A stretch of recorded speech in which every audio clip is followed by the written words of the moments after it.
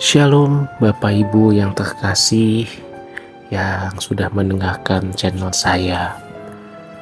Judul renungan malam hari ini adalah godaan iblis dalam sanjungan.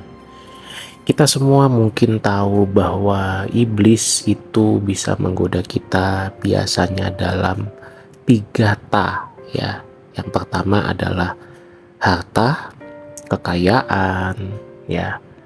Atau yang kedua adalah tahta atau kekuasaan, dan yang ketiga adalah wanita ya. Bagi wanita ya tentu saja pria gitulah. Artinya 3 hal itulah yang biasanya digunakan iblis untuk menjatuhkan orang.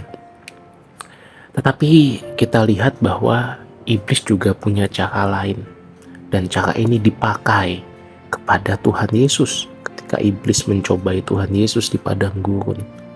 Ya. Apa itu? Kalau kita baca dalam Alkitab, iblis itu menyebut begini, berkata seperti ini. Jika engkau anak Allah, jatuhkan dirimu, maka nanti Allah akan mengirim malaikat untuk menatang engkau. Ya. Godaan iblis itu diawali dengan kata-kata jika engkau anak Allah. Wah. Ya. Jadi bagaimana? Ya, Tuhan Yesus jelas dia adalah anak Allah.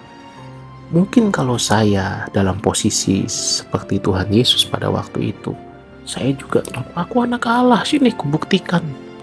Apalagi iblis juga menggunakan ayat Alkitab. Walaupun ayat Alkitab itu dipelintir, ya, diubah sedikit, tidak sesuai dengan maksud sebenarnya atau konteks sebenarnya, diputar sedikit. Dan itu juga yang dilakukan iblis kepada Hawa. Allah berfirman tidak boleh makan buah dari pohon pengetahuan yang baik dan yang jahat. Iblis bilang kalau kamu sentuh kamu matikan. Nah, diputar sedikit, Hawa terpancing dan akhirnya tergoda dan jatuh dalam dosa. Demikian juga iblis ketika menggoda Tuhan Yesus, semuanya menggunakan ayat Alkitab, ayat di perjanjian lama yang pada waktu itu Tuhan Yesus pasti tahu. Karena sebagai orang Yahudi, ya lahir sebagai orang Yahudi, pasti Tuhan Yesus belajar hukum Taurat dan kitab para nabi dan pasti tahu ayat-ayat itu. Dipelintir. Ya kalau melintir itu nanti mungkin konteks lain lagi ya. Tapi saya mau menekankan bahwa Tuhan itu menyanjung dulu loh. Jika kau anak Allah, kamu anak Allah kan? Nah, dan dalam banyak kesempatan, ya kita menemukan praktek ini tuh sudah menjadi hal yang lumrah di banyak kesempatan. Kalau ketemu pejabat disanjung dulu, disebutkan gelar lengkapnya. Aduh, nggak tahu sanjungannya tulus atau tidak, ya.